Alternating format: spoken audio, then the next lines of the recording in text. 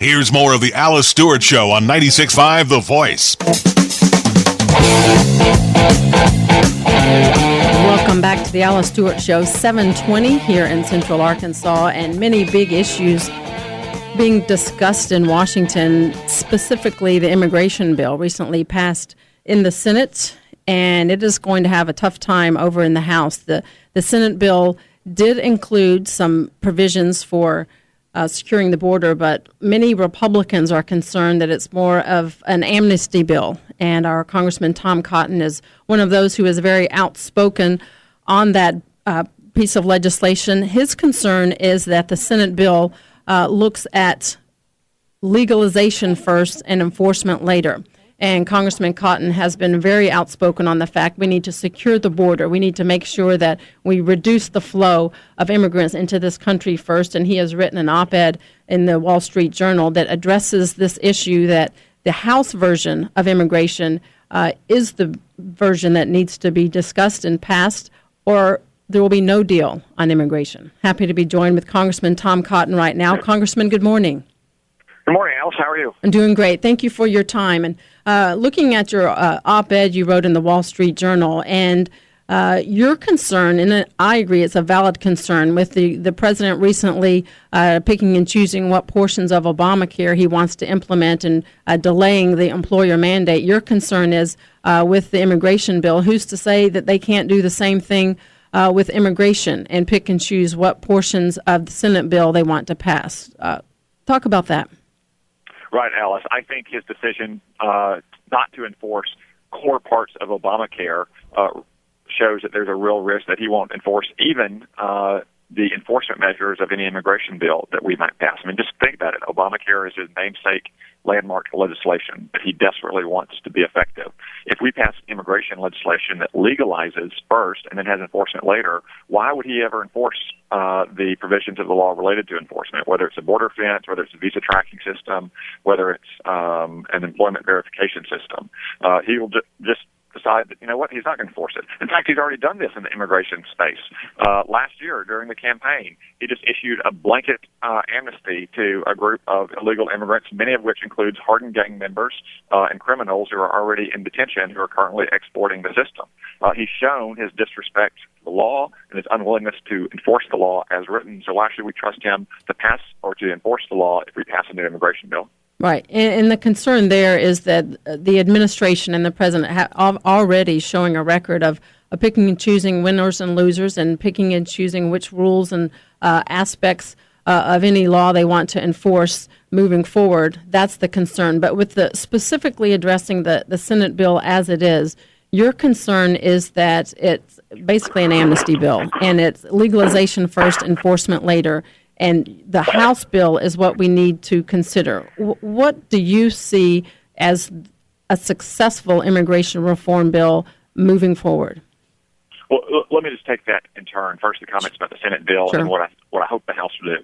So the Senate bill is, I believe, amnesty first and enforcement later, which means enforcement probably never. This happened in 1986. We granted amnesty. We didn't get any enforcement. You can see the same scenario playing out in the future if we pass this bill as you had in 1986. As you said, the president might just refuse to enforce certain provisions of the law. The Senate bill gives hundreds and hundreds of exemptions and waivers that the president can use not to enforce the law.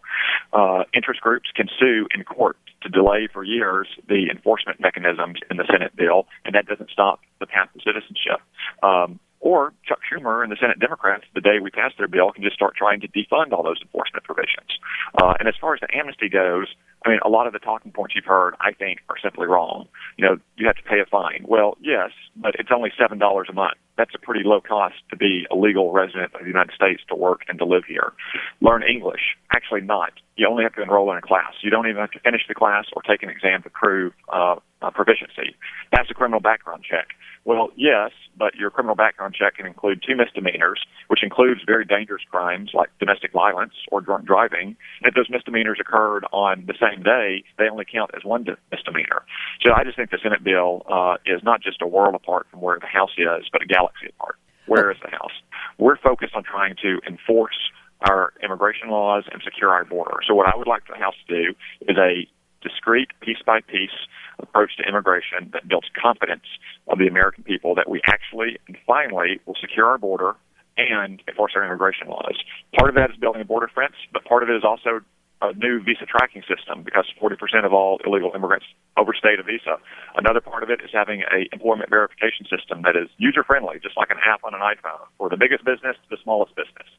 And we have to pass those laws, and we have to build confidence in the American people that the government will enforce those laws before we can take any further steps, in my opinion. Congressman, we're hearing a lot from the Democrats and liberals in Washington that say, remind the Republican Party that you lost the Hispanic vote in the 2012 election. If you don't pass some type of immigration reform, you're going to continue to lose Hispanic support. And they use that as a wedge or a tool to try and speed this along. What are your thoughts on how immigration reform will affect conservatives in the midterms?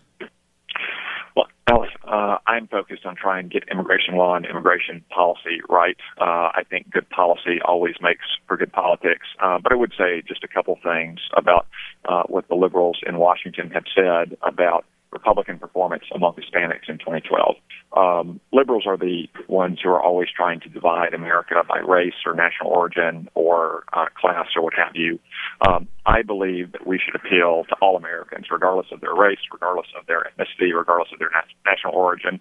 And the way we do that is to focus on core conservative principles that go back to our founding, on limited and constitutional government, on equal opportunity for all, on providing people the tools and the opportunities they need to advance in life, to win in the race of life, to provide their children a better future. And whether you're black or Hispanic or white or Asian or any other race, that's what you hope for when you're trying to live the American dream. And you can see that played out in the past.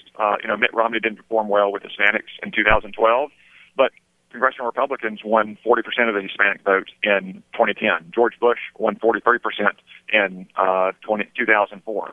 So I don't think we need to pass an immigration bill to appeal to this or that constituency. I think we need to appeal to all Americans of all races. All right.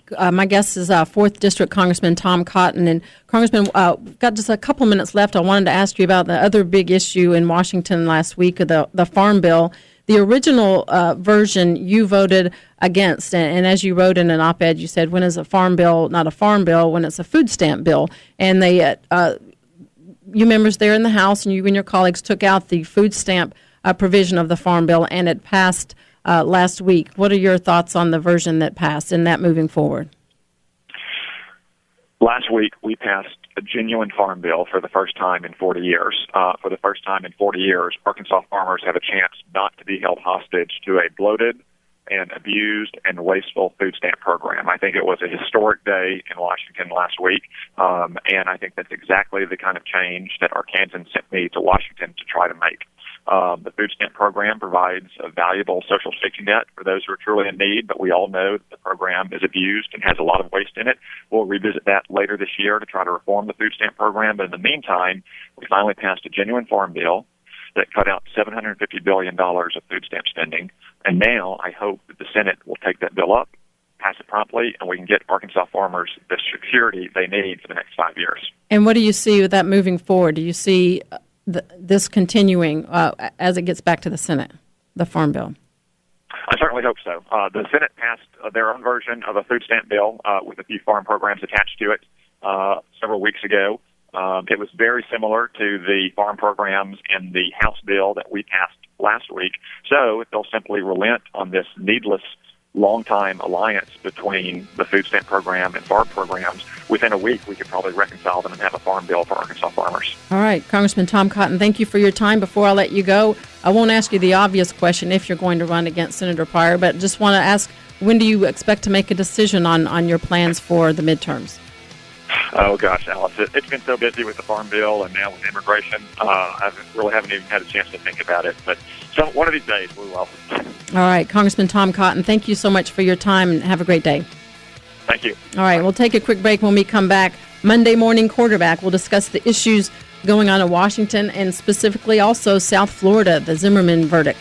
We'll be discussing that with Marvin Lessman, Republican, and also Democrat Trey Baldwin. All that coming up on The Alice Stewart Show.